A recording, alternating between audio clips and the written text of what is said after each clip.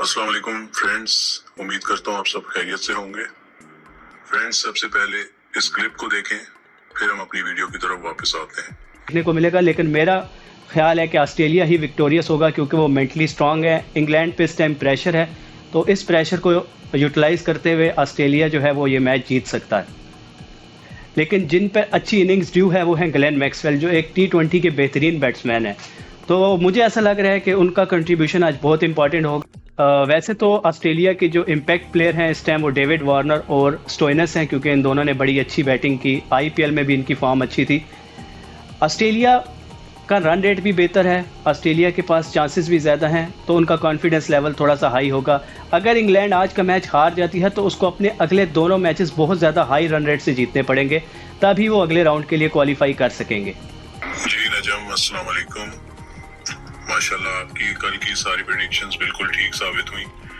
जिस टीम का आपने जिक्र किया था और जिन प्लेयर्स का आपने मेंशन किया था, उन्होंने ही की रोल प्ले किया और ऑस्ट्रेलिया ये मैच जीत गया। कैसे देखते हैं आप ऑस्ट्रेलिया की इस जीत को, और किन बेसिस पर आपने ऑस्ट्रेलिया को फेवरेट करार दिया था? वालेकुम अस्सलाम। जी अल्हम्दुलिल्लाह, मेरी प्रेडिक्शन सही साबित हुई। और ऑस्ट्रेलिया के लिए मेरी प्रेडिक्शन, आपने थोड़ा सा कहा था कि मेरी फेवरेट है। फेवरेट ये ऑस्ट्रेलिया की टीम ज़रूर है, लेकिन मैं इसके टेम्परामेंट की वजह से और जो इसका फाइटिंग स्पिरिट है उसकी वजह से हमेशा इसको प्रेडिक्ट करता हूँ एज अ विनर।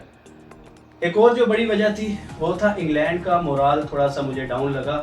काफ़ी टाइम से इंग्लैंड वो परफॉर्मेंस नहीं दे रही जिसके लिए वो जानी जाती थी। ख़ास तौर पे 2023 के वर्ल्ड कप में जो परफॉर्मेंस उन्होंने दी, उसके बाद से उसी का इफेक्ट उन पे 2020 में भी हुआ और उनकी परफॉर्मेंस थोड़ी डाउन हो गई। उनके बहुत से जो प्लेयर्स हैं वो फॉर्म में नहीं थे। तो ऑस्ट्रेलिया ऐसी चीज़ों को यूटिलाइज़ करने में बहुत एक्सपर्ट है, क्योंकि वो साइकोलॉजिकली बहुत स्ट्रांग हैं, तो वो हमेशा दुश्मन का वीक एस्पेक्ट देखते हैं। तो उन्होंने इंग्लैंड की इन चीज़ों को एक्सप्लॉइट किया और इसी बेस पे उन्होंने ऐसी स्ट्रेटजी रखी। जब आपने देखा कि आते साथ वार्नर और ट्रेविस हेड ने जिस तरह की इनिंग्स खेली, they completely taken away the match in first 6 overs. So वहाँ से ही ऑस्ट्रेलिया ने वो मैच इंग्लैंड से छीन लिया था। ऑस्ट्रेलिया के बैटर्स को अच्छी तरह अंदाज़ा था कि जैसे ही बॉल पुराना होता जाएगा, रन्स बनाना थोड़ा सा टफ हो जाएगा। वही हुआ। इंग्लैंड के फास्ट बॉलर्स ने और स्पिनर्स ने बड़ी अच्छी बॉलिंग की। पावर प्ले के बाद स्कोर को थोड़ा रिस्ट्रिक्ट किया, लेकिन ऑस्ट्रेलिया ने 200 रन फिर भी अबूर कर लिया, जो कि मोर देन इनफ था उस सरफेस पे। और जिस तरह का इंग्लैंड का कॉन्फिडेंस लेवल था, तो ऑस्ट्रेलिया ने उसको पूरी तरह एक्सप्लॉइट किया और इन दी एंड वो एक फातेह टीम के तौर पे आई सामने। नजम, ऑस्ट्रेलिया की इस जीत के बाद अब उनके अगले राउंड में जाने के चांसेस कितने बढ़ गए हैं, और अगले राउंड में वो जाकर उनके कौन से ऐसे प्लेयर्स हैं जिन पर वो भरोसा कर सकते हैं और अगली टीमों को टफ टाइम दे सकते हैं? देखें, अगर ऑस्ट्रेलिया के अगले राउंड में जाने के चांसेस की बात करें तो अब यकीनी है कि ऑस्ट्रेलिया अगले राउंड में जाएगा, क्योंकि अव्वल तो मुझे ऐसा नहीं लगता कि कोई भी टीम अभी फ़िलहाल ऑस्ट्रेलिया को अपसेट कर सकेगी। लेकिन अगर एक आधा अपसेट होता भी है तो उसके बावजूद भी ऑस्ट्रेलिया अगले राउंड के लिए क्वालिफाई कर जाएगी। उनका नेट रन रेट बहुत अच्छा है और दोनों मैचेस भी कंपैरेटिवली इजी हैं। तो ऑस्ट्रेलिया अगले राउंड के लिए क्वालिफाई कर देगी। प्लेयर्स ऑस्ट्रेलिया के पास जो फॉर्म में है वो डेविड वार्नर है, जैसे मैंने कल भी जिक्र किया था, उनका रोल बहुत की है।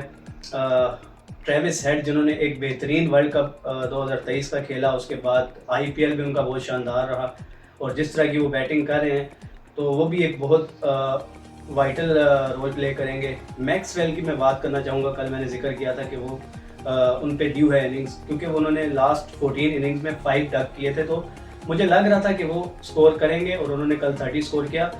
आल्दो वो उतना फ्लुएंट नहीं खेले जितना वो खेलते हैं, लेकिन उसके बावजूद he got some runs, so it is good for Australia।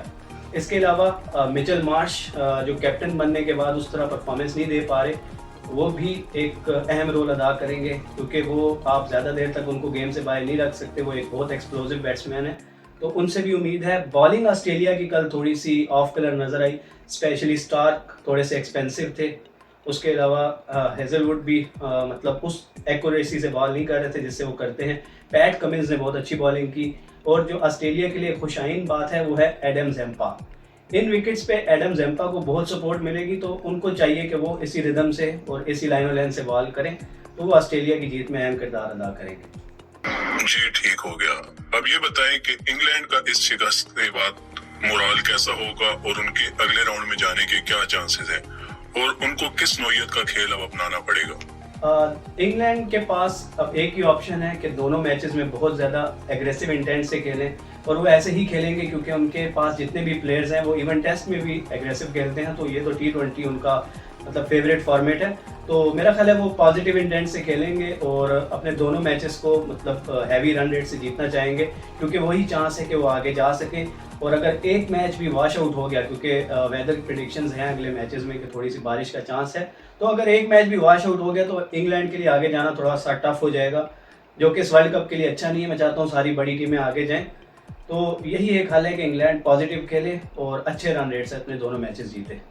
जी सही। तो अब इंग्लैंड के कौन से ऐसे प्लेयर्स हैं जो उनके रन रेट को बूस्ट कर सकते हैं और आने वाले मैचेस में बहुत तेज खेलकर हैवी रन रेट से जीत सकते हैं? इंग्लैंड के पास सबसे जो इम्पोर्टेंट प्लेयर है वो जॉस बटलर उनके कैप्टन है, और उन्हीं पे पूरी इंग्लैंड की टीम डिपेंड कर रही है, क्योंकि वो एक ऐसे प्लेयर हैं जो इन विकेट्स पे 250 तक भी बना सकते हैं। और उनकी फॉर्म इंग्लैंड के लिए बहुत ज़रूरी है और वो बहुत इंपॉर्टेंट रोल प्ले करेंगे। इसके अलावा फिल सॉल्ट, कल इन दोनों ने बहुत अच्छा स्टार्ट दिया था, पावर प्ले में इन्होंने ऑलमोस्ट 70 रन बनाए थे। तो ये अगर इसी तरीके से खेलते रहे तो ये दूसरी टीमों के लिए थोड़ा टफ हो जाएंगे, और यही दो प्लेयर्स ऐसे हैं जो इंग्लैंड को आगे कैरी कर सकते हैं, अगले राउंड में ले जा सकते हैं, इवन नॉकआउट्स में भी लेके जा सकते हैं। इसके अलावा जॉनी बेयरस्टो की फॉर्म थोड़ी सी कंसर्न है इंग्लैंड के लिए, क्योंकि वो काफ़ी टाइम से मतलब आउट ऑफ फॉर्म है, कोई इतने कलर में नज़र नहीं आ रहे। उनकी फॉर्म में वापस आना इंग्लैंड के लिए बहुत ज़्यादा ज़रूरी है। बॉलिंग लाइनअप इंग्लैंड की अच्छी है, बैलेंस्ड है। कल उनको थोड़ी सपोर्ट नहीं मिली, वुड कुछ अच्छा स्पेल नहीं कर सके। आर्चर ने बहुत अच्छी वेरिएशंस की, आर्चर की फॉर्म अच्छी है।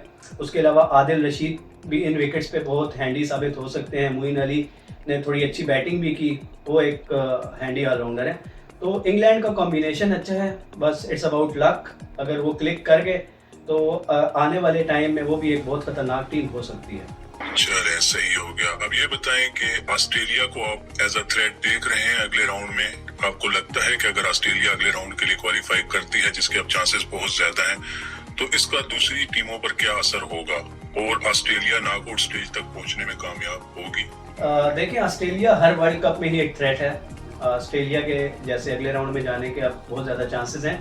तो वर्ल्ड कप के स्टार्ट में ही मैंने कहा था कि ऑस्ट्रेलिया बहुत ज़्यादा हाई चांसेस हैं कि ऑस्ट्रेलिया नॉकआउट तक जाएगी, और अगर नॉकआउट में जाती है तो आप सब जानते हैं कि ऑस्ट्रेलिया को हराना नॉकआउट में बहुत ज़्यादा टफ होता है। Although it's about game, on the given day कुछ भी हो सकता है, लेकिन मैं ऑस्ट्रेलिया को नॉकआउट में ज़्यादा देख रहा हूँ। और ऑब्वियसली ऑस्ट्रेलिया सब टीम्स के लिए एक बहुत बड़ी थ्रेट है, क्योंकि अगर जिस रिदम में ये खेल रहे हैं, जिस कॉन्फिडेंस के साथ ये खेल रहे हैं, ये इस T20 के वर्ल्ड कप को जीतने के बहुत बड़े फेवरेट्स हैं। जी सही। और अगर इंग्लैंड भी अगले राउंड के लिए क्वालिफाई कर जाती है तो वो दूसरी टीमों के लिए थ्रेट होगी या नहीं? आपको क्या लगता है कि वो नॉकआउट स्टेजेस तक पहुंचने की सलाहियत रखते हैं? जी बिल्कुल, जैसे मैंने पहले जिक्र किया कि इंग्लैंड एक कंप्लीट टीम है। उनके पास बहुत अच्छे ऑलराउंडर्स हैं, पावर हिटर्स हैं, फास्ट बॉलिंग डिपार्टमेंट उनका बहुत इस दफ़ा बैलेंस लग रहा है। जोफ्रा आर्चर जिस पेस से 90 प्लस माइल्स उससे कर रहे हैं बॉलिंग, और वुड तो आप जानते हैं कि वुड की पेस भी बहुत ज़्यादा 90 प्लस वो भी करते हैं। तो मेरा ख्याल है कि इंग्लैंड अगर रिदम में आ गई, इंग्लैंड ने अगर अपने मैचेस जीत लिए और अगले राउंड के लिए क्वालिफाई कर गई, तो वो भी दूसरी टीम्स के लिए बहुत ज़्यादा थ्रेट है, क्योंकि वो उनके पास जितने भी प्लेयर्स हैं वो T20 स्पेशलिस्ट हैं। जैसे मैंने जिक्र किया, Jos Buttler, Phil Salt, Harry Brook, उसके अलावा जॉनी बेयरस्टो भी, ये सब T20 के बहुत स्पेशलिस्ट प्लेयर हैं। तो अगर ये फॉर्म में आ गए तो ये बाकी टीम्स के लिए बहुत ज़्यादा मसला पैदा करेंगे। और ये याद रहे कि ये डिफेंडिंग चैंपियंस भी हैं, और जिस तरह ये 2022 में खेले थे वो सबको याद है, इन्होंने हर टीम को आउट क्लास किया था। तो बस इट्स ऑल अबाउट मोमेंटम। अगर इंग्लैंड की टीम यहाँ मोमेंटम पकड़ लेती है तो आने वाले वक्त में वो भी नॉकआउट के लिए फेवरेट्स होगी। चले नजम, बहुत शुक्रिया आपके टाइम का। हम आपसे प्रेडिक्शंस लेते रहेंगे। Thank you. फ्रेंड्स, अगर आपने अब तक इस पेज को सब्सक्राइब नहीं किया तो सबसे पहले इसको सब्सक्राइब करें और बेल के आइकन पर प्रेस करें। Thank you so much.